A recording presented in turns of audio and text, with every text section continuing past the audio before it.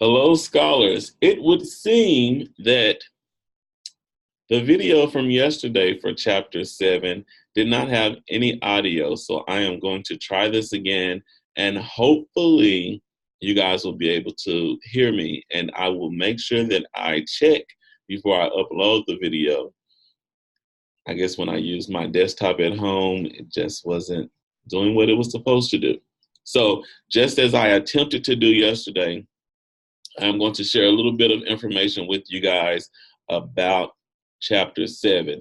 In addition to this video, however, because I do not want to make the videos too long, I expect you guys to read the chapter, watch the video, complete the assignments. All right, so I'm going to share my screen.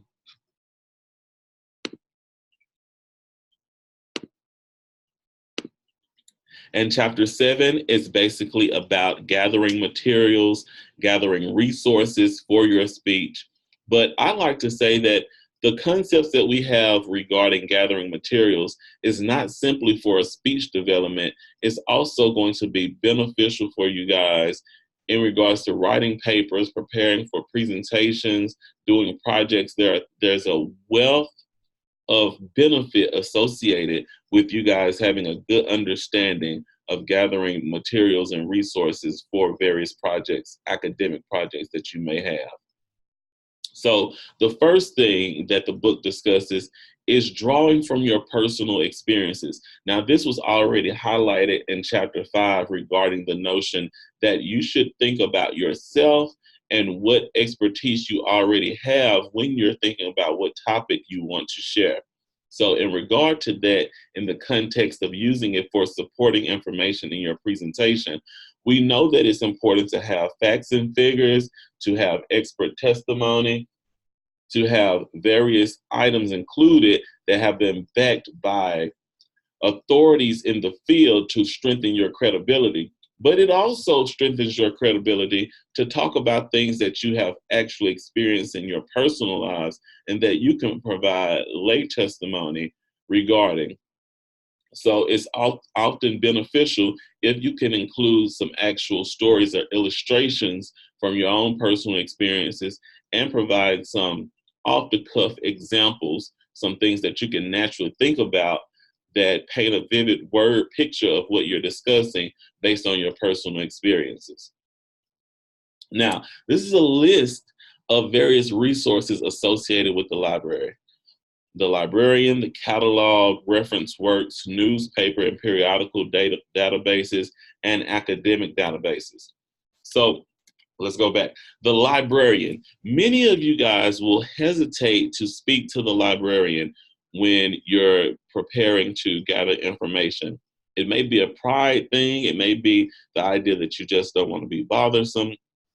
But regardless of why you elect not to contact the library, this is very limiting. I find that oftentimes we don't fail because of the lack of resources. We fail because of the lack of resourcefulness. Use your resources. Librarians are experts in doing research. They are familiar with everything that you have access to within the library as well as through the online resources that they have through the library system. They can talk to you about doing interlibrary loans from other campuses. So make sure you communicate with your librarian if you're struggling to find information. If you're already an expert on gathering resources, then you might not need to worry about it, but more than likely, the librarian can provide some valuable information for you guys.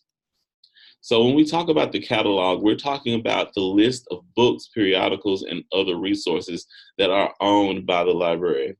So when I was young, we had a little card catalog, but that you had to go through the little drawers. There were little drawers with like index cards inside, and you went through all of those to find what books you were looking for. At this point, most institutions have an online catalog. You're able to type in a keyword, either the author or the title of the resource, or just something related to it, maybe the field that you're looking for, and a great large number of resources will pop up for you. Reference works. These are text, some of them are text that enable you guys to get ancillary information, supplementary information. You get, and you have access to encyclopedias. And I know for a fact that in our library, we don't just have the standard Encyclopedia Britannica. I believe we have legal encyclopedias. We probably have encyclopedias for health and science. Some libraries have encyclopedias that focus on African American studies. Some libraries have religious encyclopedias. So you can find some very good field specific information in some encyclopedias. Also, you might want to even look at some yearbooks. I know they have like yearbooks from JCC. So maybe if you were talking about the history of JCC or community colleges in North Carolina, you might use that as a resource. When we're talking about biographical aids, I know one in particular that a lot of people don't even think of is Who's Who of America, Who's Who of the World. Some of you guys may be Who's Who, may have been nominated and accepted as Who's Who. And that information that's shared in those biographical aids can be beneficial when included in your presentation. Quotation books, I don't really think that there are too many people who are going to be looking for quotation books per se, since you can find quotes about almost everything online. But there is a well-known quotation book. I think it's called Burlett's quotation book, and it's in our actual text. So if you go through the text and you read the information under reference work, you'll see a number of different quotation books. But all of these resources can be beneficial, and you have access to them through our library. Newspapers. Now, most libraries have a subscription to local newspapers, and many of them have access to nationally known or recognized newspapers like the Wall Street Journal, New York Post, maybe. There are several, I'm sorry, not magazines, but newspapers that you have access to through the library. And additionally, there are several magazines that you have access to. In my experience, most libraries have access to the National Geographic magazines, and they also will have subscriptions to various collegiate magazines that focus on topics related to and important to various college students.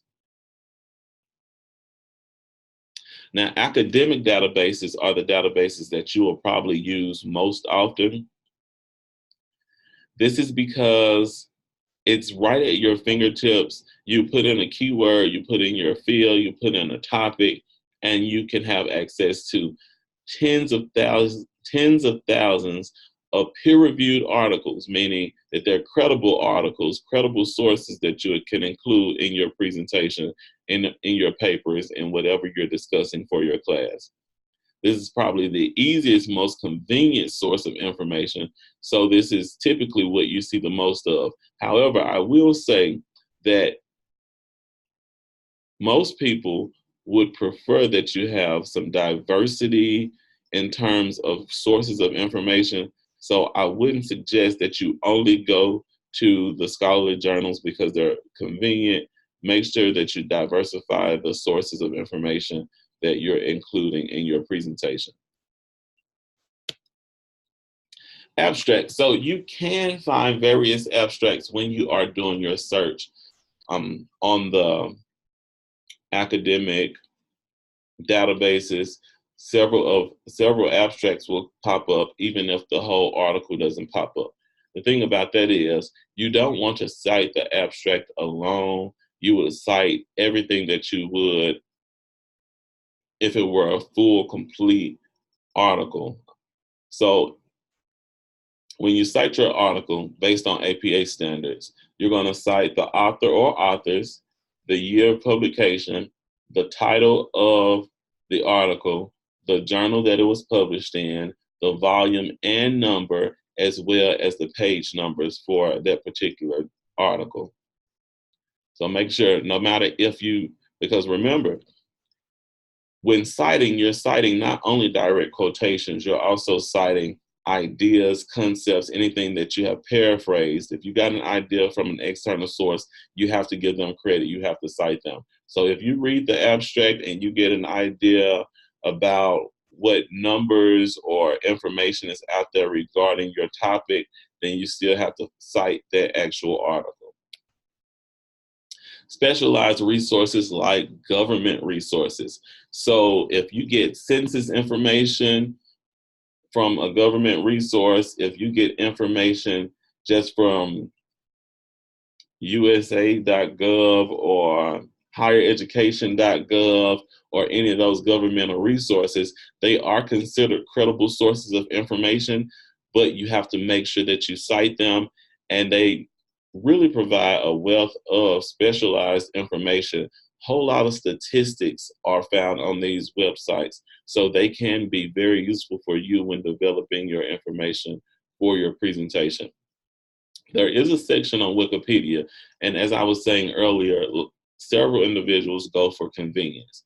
And Wikipedia is extremely convenient because it has so many articles about so many different things. You can almost find any subject on Wikipedia. Now, many people propose questions regarding the reliability of it or the credibility of Wikipedia.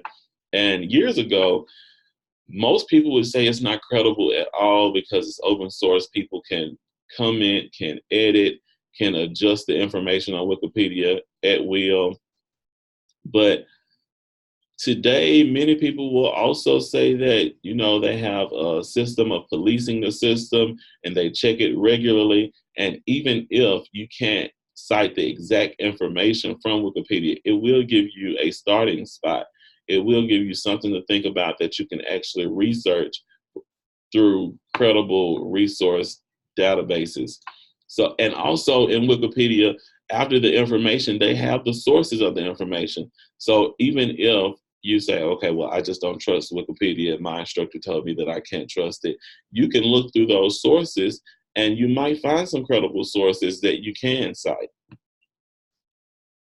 Now, for all of this, whenever you're trying to evaluate the credibility of a document or a resource, you look at three things. You look at the authorship, the sponsorship, and the recency. So when we're talking about authorship, we're talking about who wrote this. Are they credible? Can you trust their judgment? Are they an expert in the field? What type of credentials can they provide to justify that they have a knowledge about this topic that they claim to have? Authorship is incredibly important. The next thing is sponsorship. So on the platform that is being used, is this platform a credible platform? Is this something that can be trusted? Is this a peer-reviewed article? Is it something that has been established as a well-known academic source nationwide or internationally? Sponsorship is important. It's just the idea of who is publishing this, who is saying that this author is credible and that this information is factual. The last thing is recency. Recency deals with how late or how recent the information was published. So typically, unless you're talking about theory-based information, so that's completely different. If we're talking about theory and we want to go back to look at a theory that was posited in 1963, that theory, you can go back to the original theory and it not be a big deal. You want to cite the exact information, the exact wording of the theorist, that's fine. If you're not talking about theory and you're talking about things that you're presenting as relevant for today, then you need far more recent information. If an article is more than 10 years old, then more than likely it's not recent enough for an essay or a presentation that you're discussing today. That's for most fields. However, anything in the STEM field, that's science, technology, engineering, and mathematics, anything that's discussed in the STEM field, if you're talking about medicine, if you're talking about engineering, any of that. You want your articles, your resources to have been published within the last 5 years. No older than that. All right, research interviews. So just as you can be an expert on a topic and bring a personalized message and a personalized understanding of sometimes complex concepts and ideas, so can other individuals. Please be mindful that the individuals who are here at JCC are experts in their fields. These individuals know what they're talking about. They have the credentials to support it. Not only do they have the credentials, but they've been hired by this institution and more than likely various institutions, people who are also experts, people who can justify that these individuals know what they're talking about. They have the experience, they have the knowledge to provide good information regarding whatever their field is. So it might be desirable to interview the experts that you have on hand here in at this institution. And if you do elect to interview someone, there are a few guidelines. First off, you don't want to ask any questions that you can find online. Now, if you want to have something explained in layman's terms that you don't necessarily understand based on what you found online, then that's okay. But typically you want to ask personalized questions based on experience, based on their individual research that you couldn't necessarily find online. Never ask leading questions. Leading questions are those questions that imply that you already have an idea regarding what the answer should be. So you want to make sure that your questions are open-ended, not yes, no questions, and they are questions that provide an opportunity for your interviewee to elaborate extensively, because you don't know what type of information you'll be presented with. They might answer a question in a way that prompts a follow-up question. They might answer a question in a way that provides an understanding of the information that you never considered, you never thought about, you never saw in your preliminary research. So make sure that there are open-ended questions that lead your interviewee to give their personal touch and provide very detailed personal perspectives regarding whatever the subject is. Also, if you're going to have the honor of interviewing someone who's an expert in their field, don't be hostile. Don't ask loaded questions or anything that might be considered offensive or disrespectful.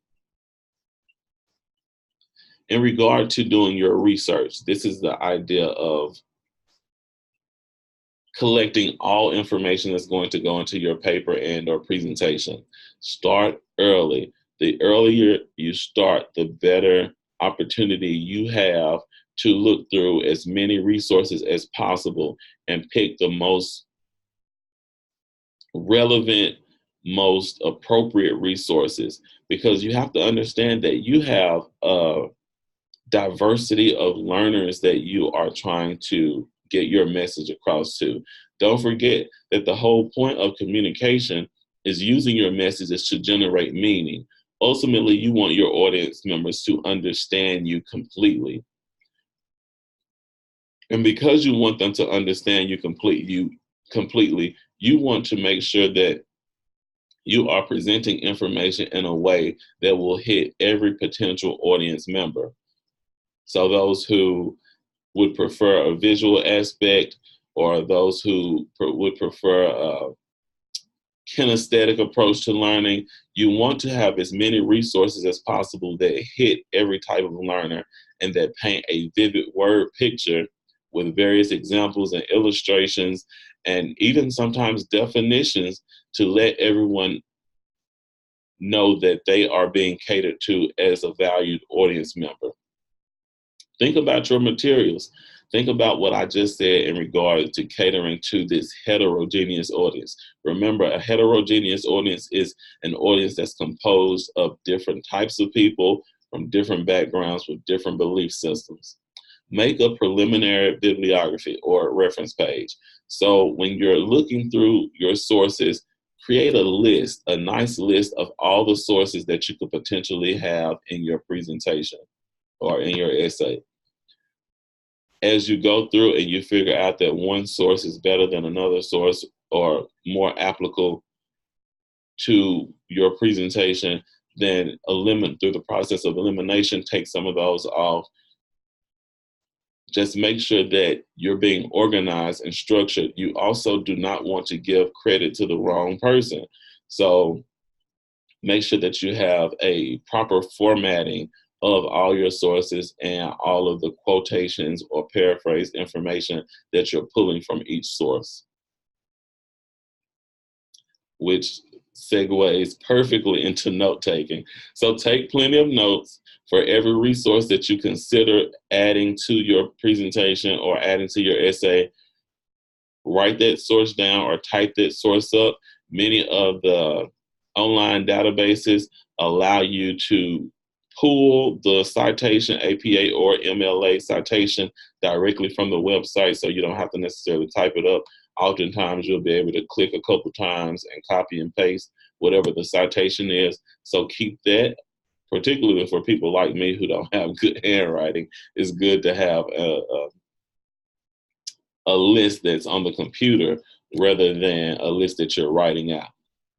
Record in a consistent format. You don't want to switch it up and then be confused about what you're discussing in terms of the reference or in terms of the information that was pulled from the reference. If you write in full sentences, make sure that you're doing that consistently and not just pulling words for some references. Make separate entries for every single one, which is basically because you don't want to give credit to the wrong person. They might have very similar ideas, but ultimately, if you got information from one article, you want to cite that article. You want to let it be known that this is where the information came from. That's basically an idea of ethics. Is it fair that you give credit to someone who didn't actually produce this idea or that you didn't get this information from? Make sure you distinguish, even for speeches, make sure you distinguish between direct quotations, paraphrasing, and your own individual ideas. That's very important. All right, guys, that's all of my slides. As always, if you have any questions, comments, or concerns, please feel free to reach out to me via email, give me a call, shoot me a text message. If you have no questions, comments, or concerns, then I will see you guys next week. Have a great weekend.